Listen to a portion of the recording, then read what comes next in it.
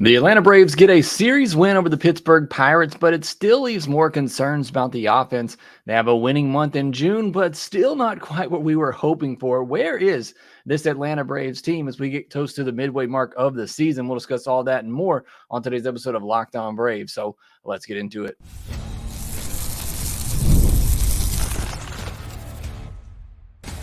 You are Locked On Braves, your daily Atlanta Braves podcast. Part of the Locked On Podcast Network, your team every day. Hey, and welcome back to Locked On Braves, part of Locked On Sports Atlanta, where we cover your favorite Atlanta sports teams each and every day. I am your host, Jake Mastriani. You can follow me on social media at ShortstopBall. Check out the podcast there at LockedOn_Braves. Send in any questions, comments, or feedback that you have for the podcast. You're watching on YouTube and you're new, hit that subscribe button. Also hit that thumbs up button so others can find us here at Locked On Braves. And if you're listening on the audio version, please leave me a 5-star review on Apple, Spotify, wherever you listen to Locked On Braves. And if you're an everydayer, continue to let me know down in the comments section below. Always enjoy hearing that from you. On today's podcast, we'll recap the weekend series against the Pirates, the struggles of the offense continuing. We'll also have our Minors Monday segment where Nacho Alvarez, he is still getting it done at AAA. Could he be knocking down that door and getting to the big leagues? And then I will go through the month of June, the month we were all looking forward to for the Atlanta Braves as maybe when they could take off. Did it happen? As you know, not really. We'll discuss all that today and what's coming up next in July, the trade deadline coming up at the end of this month. Today's episode of Locked On Braves is brought to you by Tax Network USA. Did you know that it's never too late to resolve your tax issues with the IRS? Don't wait. Reduce your tax debt and get help from a team of licensed tax professionals. Call 1-800-549-1000 or visit tnusa.com. So it was a series win against the Pirates over the weekend, and that's what you want, series wins. It didn't feel great, and maybe that's the case when you lose the last game of a series, one you really were hoping to get a sweep of, one that hopefully some of you got to watch. By the time I got done from church and a fellowship lunch, it was over, basically. So those early morning starts, not really great in my opinion. I don't love them either way. Weren't able to get the sweep of the Pittsburgh Pirates, so you kind of leave it on a sour note, especially with the way the offense performed basically after the third inning on Friday night, where they had a 5-run inning. They scored 4 runs after that. One of those is a ghost runner that they scored in extra innings on Saturday for the walk-off win, which was exciting, but still just not a lot of offense. The pitching only allowed 6 runs on the weekend, but the offense only scored 10. And again, 6 of those coming on Friday night. So the offense continues to just be lackluster. We've seen some signs of coming out, and we've seen some guys, some hitters in particular, Riley, Kelnick, step up. But the offense just still is not there consistently enough. I mentioned Friday, they had the solo home run in the second inning. They had a 5-run third inning, which was great. You love to see that because, a home run wasn't involved. It was just racking up some hits and stringing hits together, but weren't able to really do that the rest of the series. Then you had 4 runs over the final 25 innings of the series. And I get you're facing Paul Skeens on Saturday. They had chances against him and couldn't come through. And then you just get dominated by Bailey Falter in the Pirates bullpen on Sunday. So it doesn't really make you come away from that series feeling a whole lot better about the offense. And you feel like they had chances. The bottom of the 7th on Friday, you had 2 on, no outs, and then you get a strikeout, fly out, strikeout. Got to find ways to get runs. You can't just sit there and wait for that 2 or 3 run home run. Got to find ways to move runners over. It's just, I want to go through the rest of these chances, but I'll go ahead and take this moment to get on my soapbox a little bit. I've defended this coaching staff a lot this year because I do think at the end of the day, players have to execute. But now we're over 2 months into this stretch, 2.5 months of just offensive purgatory where we are waiting on things to normalize. Last year, didn't have to worry about anything. You ran the same lineup out there every day, and they produced. They hit the home runs. They scored a ton. This year, I feel like you're just still waiting on that to happen, and we've been waiting for 2.5 months. At what point do you say, okay, I need to try to do something different. As a manager, I need to try to do something different to get these guys going, whether that is a bunt. And I know that's a foreign concept in today's game. And look, I'm not sitting here saying I want to see a bunch of bunts happening, but especially with the guys at the bottom of the order, a hit and run maybe every now and then. I don't know if we don't have the types of hitters that are capable of doing that. We don't have the speed in the lineup that's really capable of doing that. And that's where this offense really becomes frustrating, because it is somewhat one-dimensional in that it really does rely on slug. And we've talked about this a lot. And I discussed this on the postcast with Grant McCauley last night that we did. This is where I really think Alex Anthopoulos, as you gear up for the trade deadline, you have to really start to consider what type of player you want to bring on. I don't think it's a question of whether or not he's going to bring in at least a couple of bats at the trade deadline, but I think it's more important of what type of bat that you are bringing in. Are you bringing in a player that is more contact oriented? Are you bringing in a player who can get on base? Are you bringing in a player that has some speed? Look, I love all the home runs. I love what this offense did last year, and it is great. But when those aren't happening, and they're just not happening this year at the rate that we saw a season ago, now that is starting to come up some more around Major League Baseball, so perhaps it does still happen. But I don't know anymore with the landscape of the game if that is prudent going forward. And maybe you do need some more guys in the lineup who can do a little bit of everything for you. And I don't know. This is an off-season conversation probably that we're going to have, and we'll have a lot this upcoming off-season. Is the lineup that Alex Anthopoulos and the Braves have built, is that the offense of the future? I still want to believe that it is. I still want to believe that making hard contact will eventually lead to better results.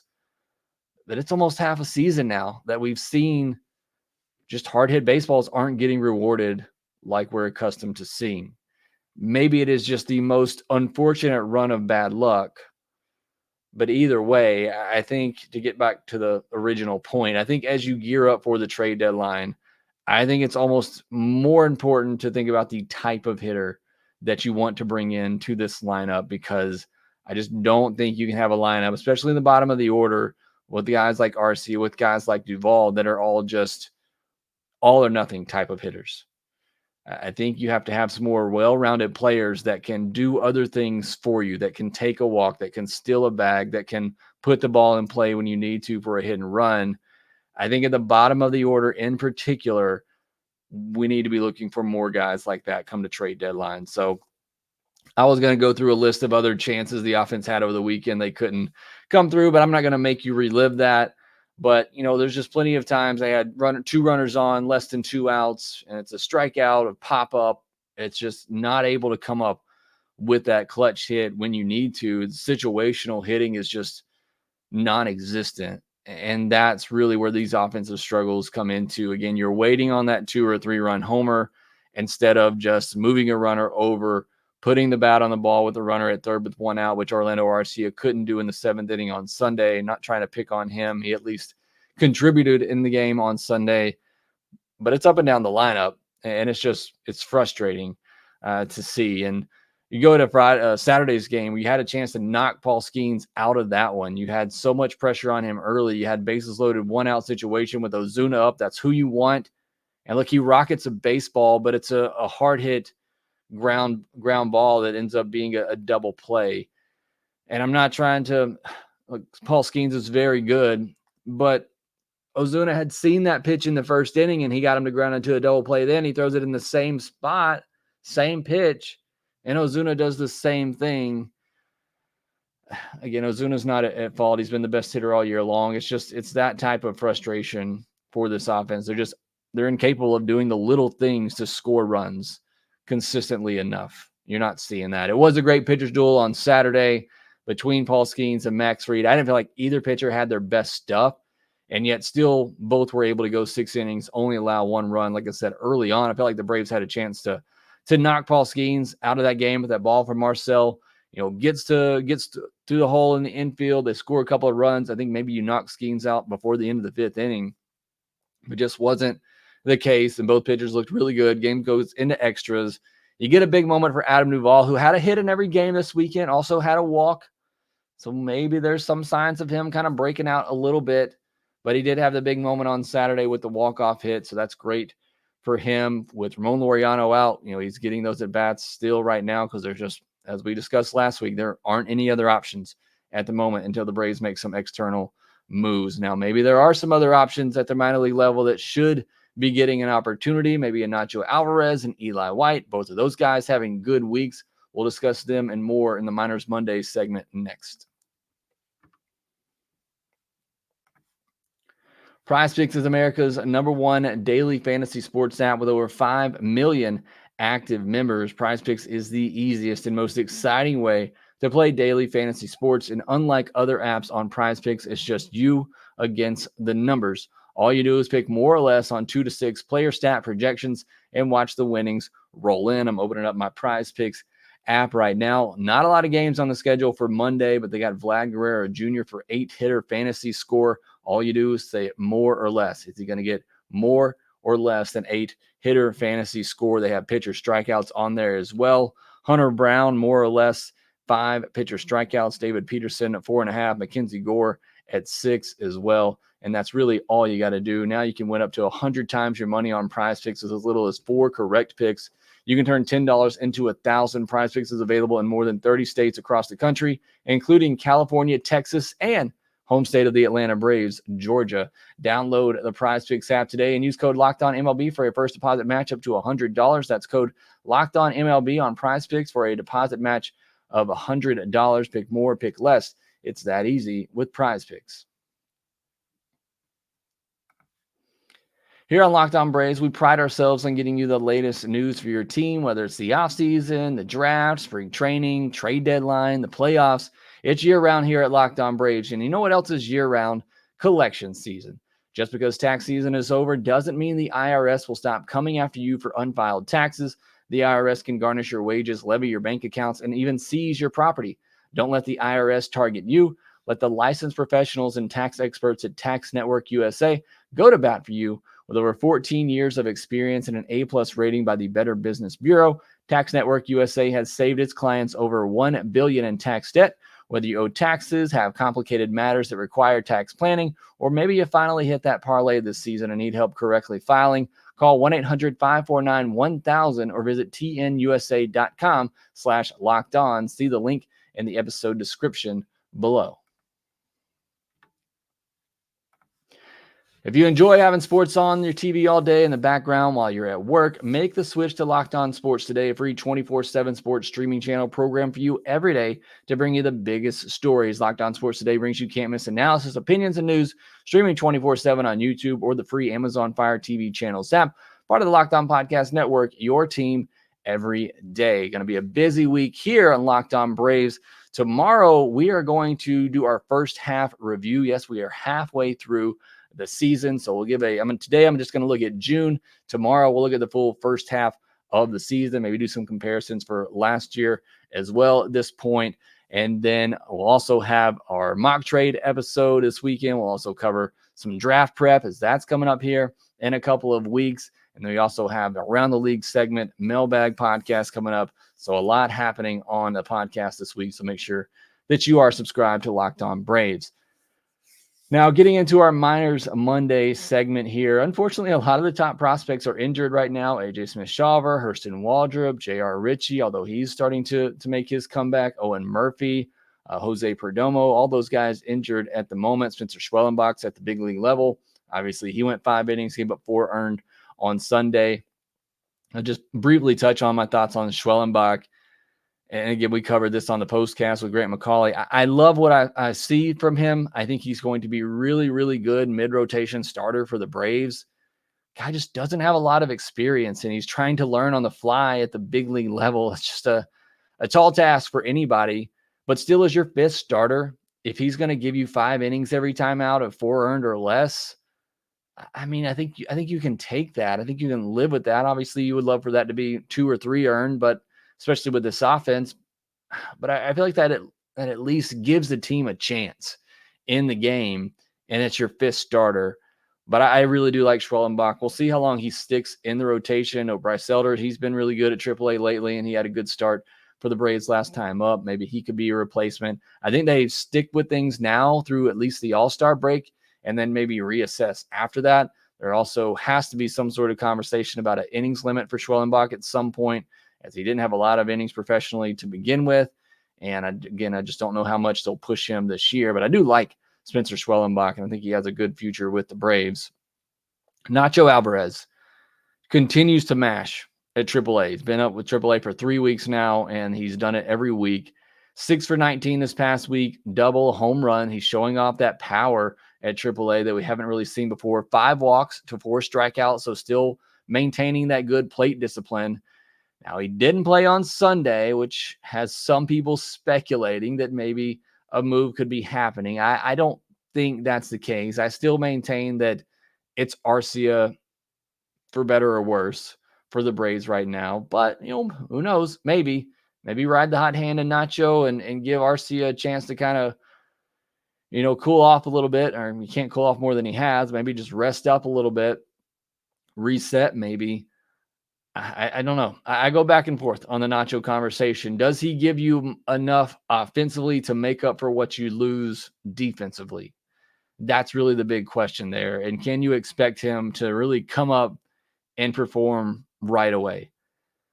I don't know. I think that's still a huge question mark for the Braves, but he's been great at AAA, certainly.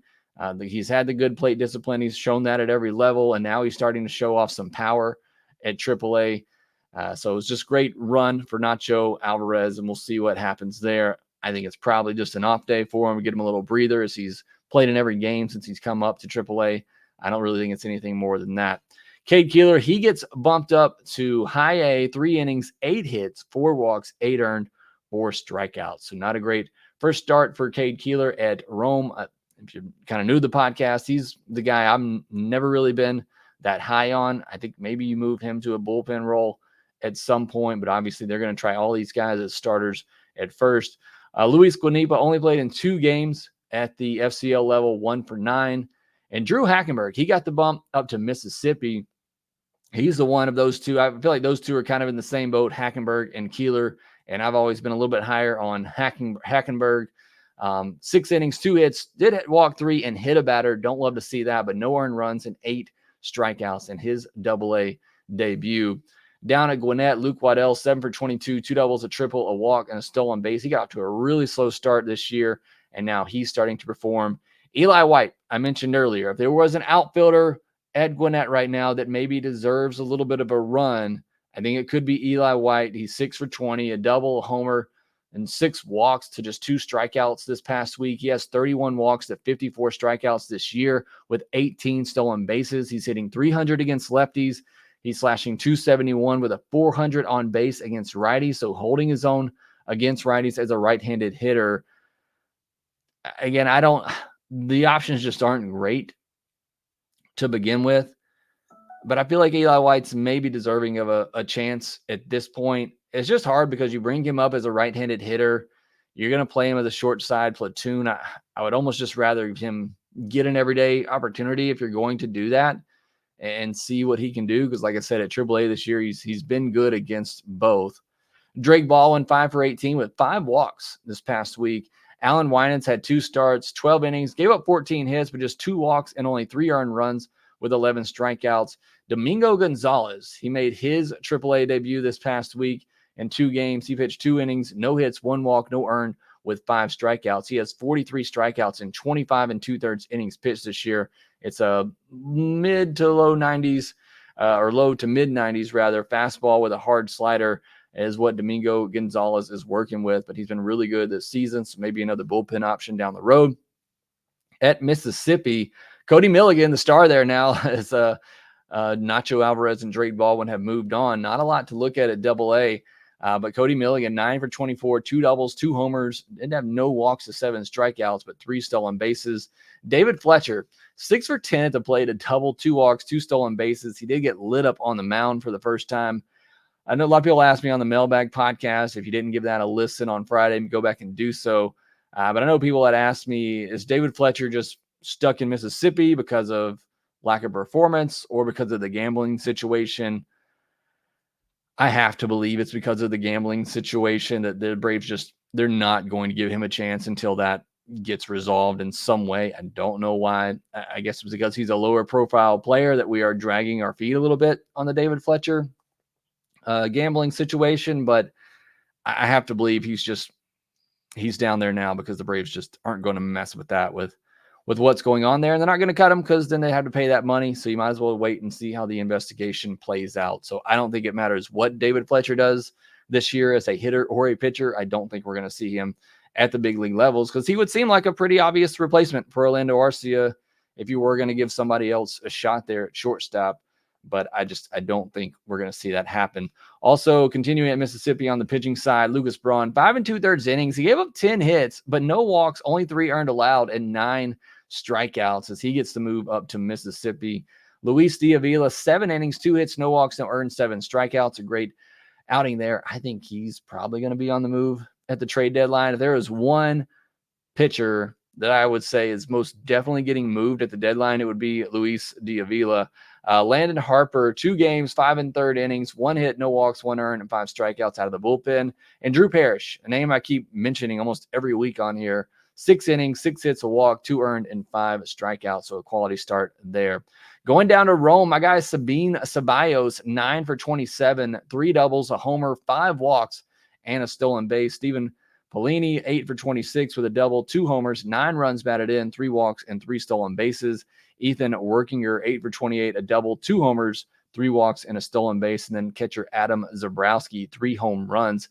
Rome had 8 hitters with an OPS over 800 this past week. So don't know if it was just the opponent or what, but the hitters for Rome had a big week.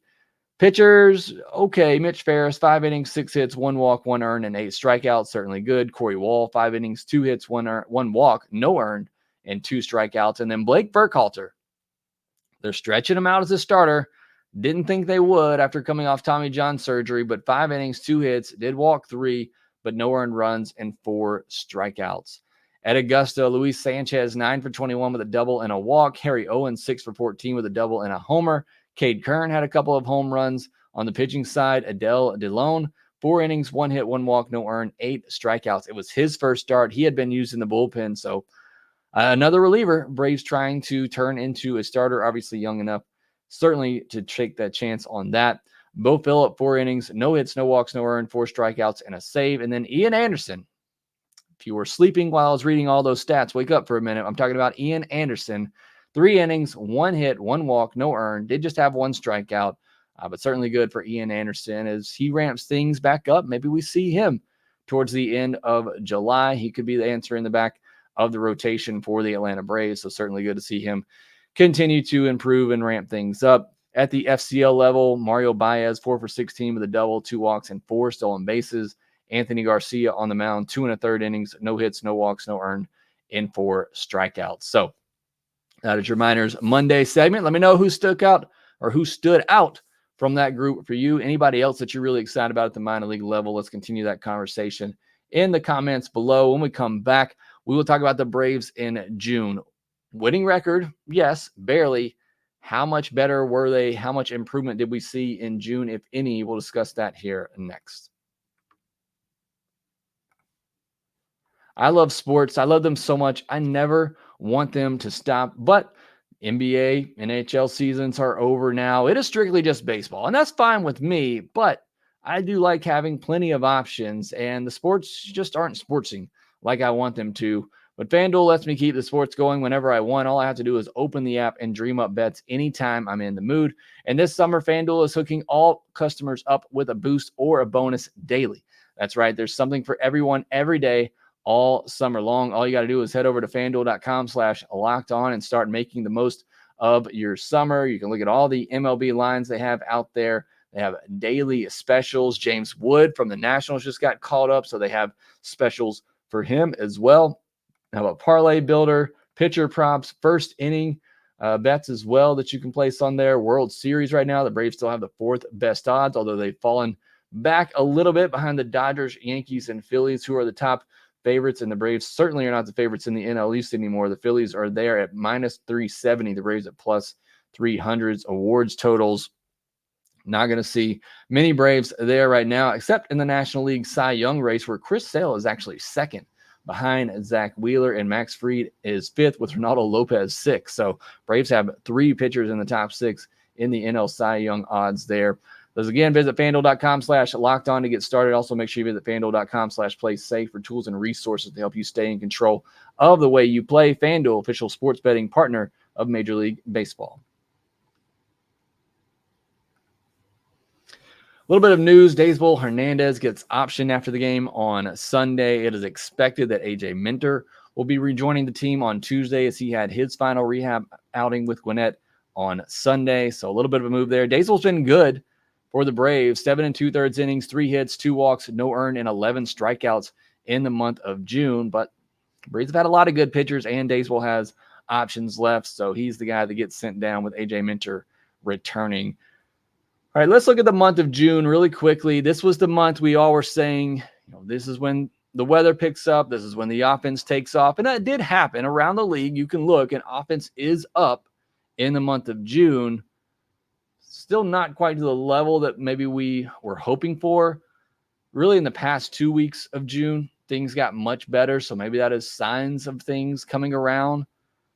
Still didn't see a ton of improvement that we were hoping for. 14-13 month. So it was a winning month for the Braves. They had series wins over the A's, Rays, Tigers, Yankees, and Pirates. But series losses to the Nats, Orioles, okay, on the road, Cardinals, and then one really bad loss to the White Sox. That White Sox loss is just going to really bother me for a long, long time. And you win that game, 15-12 month looks so much better. That road trip looks so much better. I got to let it go, as they say on Frozen. You got to let it go. But, man, that was a tough one. June offensive leaders. And this is the thing, too. You look at these numbers, and your guys at the top are heating up. They're getting it done. Kelnick, 304, 356, and 899 OPS, 6 homers, 3 stolen bases. Riley, /289, 373. Had a 909 OPS, 6 home runs, 6 doubles, 12 walks as well. Ozuna maybe cooled off a little bit just based on what he's been doing, MVP type stuff. 280, still had a 374 on base, 5 homers and 7 doubles and 14 walks. Olsen, I know he really cooled off towards the end of the month. He's not walking as much as we're used to seeing, but still, hit 255, 315, 6 doubles, 4 home runs. He did strike out 32 times. So it was an up and down month for Olsen, but it's not one that necessarily kills you either. Sean Murphy, surprisingly, these numbers aren't great, but again, they're not numbers that necessarily just kill you in a month. 239, 320. He had 3 doubles, 3 home runs, a 738 OPS. Again, you'll take that. It's better than what we were seeing in the past, where everybody was where it was basically Ozuna with 1,000 OPS and everybody else under 600. You'll take a 738 OPS from Sean Murphy, a 746 from Olsen, and 874 from Ozuna, 909 from Riley, 899 from Kelnick. Those are all really good numbers. And I know Ozzy didn't have the best month. He still had 9 doubles and 3 home runs, so he was giving you some of that power. And really the guys that let you down, Travis d'Arnaud, Orlando Arcia, Adam Duvall, they all had an OPS under 500. Duvall at 382. So, again, it is just that bottom of the order. It's those 2 guys, but everybody else, they put up good numbers. It just seems like the timing is off. And that's just frustrating, but those things will ultimately come around. So I think that's somewhat encouraging when you look at the numbers for these players on the whole. A lot of them were really, really solid. June pitching leaders, man, everybody pitched well. Lopez was 3-0 with a 1.64 ERA. Sale had 40 strikeouts and 30 innings for the month of June. Morton had a 3.10 ERA and a 1.10 whip. Just 19 hits allowed in 29 innings for Morton in the month of June. Fried a 2.76 ERA. He had a 1.19 whip. That's actually a little high for him. Jesse Chavez, 10 1/3 innings, 8 hits, 2 walks, just 1 earned run with 12 strikeouts. Pierce Johnson, 10 2/3 innings, just 6 hits, 3 earned runs, 12 strikeouts. I already mentioned Daysville. Iglesias, 9 1/3 innings in June, just 3 hits allowed, 2 walks, 2 earned, and 11 strikeouts. Jimenez, 10 innings, only 5 hits allowed. Did walk 4, but only 2 earned runs and 10 strikeouts. The one bad in the month of June was Aaron Bummer, 9 2/3 innings, 11 hits, 5 walks, 4 earned runs, still had 13 strikeouts. And Dylan Lee gave up 5 earned runs. He also struck out 14 in 8 2/3 innings. So pitching was fantastic, as it has been all year long. League leaders in the month of June, the Braves were 10th in home runs. They went from 28 to 32 home runs, so an improvement, slight improvement. 17th in OPS. They went from 662 to 688. So again, a pretty good improvement there. 10th most strikeouts. They went from 233 to 236. So that actually went in the wrong direction. Too many strikeouts still. 26th in stolen base. They went from 9 to 8. Again, got to find other ways to score runs. 23rd in on-base percentage in the month of June. So again, the offense still middle of the pack to back of the league offensively. Pitching staff, 7th in ERA, 5th in WHIP, 6th in average against, 1st in K per 9. They were 15th in walk per 9. If you're looking for something to clean up, too many walks, 27th fewest home runs given up. So pitching staff, again, getting it done. Now, just real quickly, in the month of July, you got 12 at home against the Giants, Phillies, Cardinals, and Reds, 14 on the road, 4 against the Diamondbacks, and then 3 with the Padres, Mets, and Brewers. West Coast trip after this current homestand before the All-Star break. All of those teams are either currently in a playoff spot or within 5 games of one. So all these teams have something to play for. Going to be a really tough test for the Braves in the month of July. But a lot of decisions have to be made for these teams too. Are they in? Are they out? Got to know that by the end of July with the trade deadline looming. All right, that will do it for this episode of Locked On Braves. Thanks so much for joining. Make sure you hit that subscribe button, that thumbs up button. Leave me a 5-star review. Subscribe to us on or follow us on social media at shortstopball at LockedOn_Braves. Make sure you rate, review, and subscribe to the Locked On Braves podcast wherever you get your podcast, and we will talk to you next time.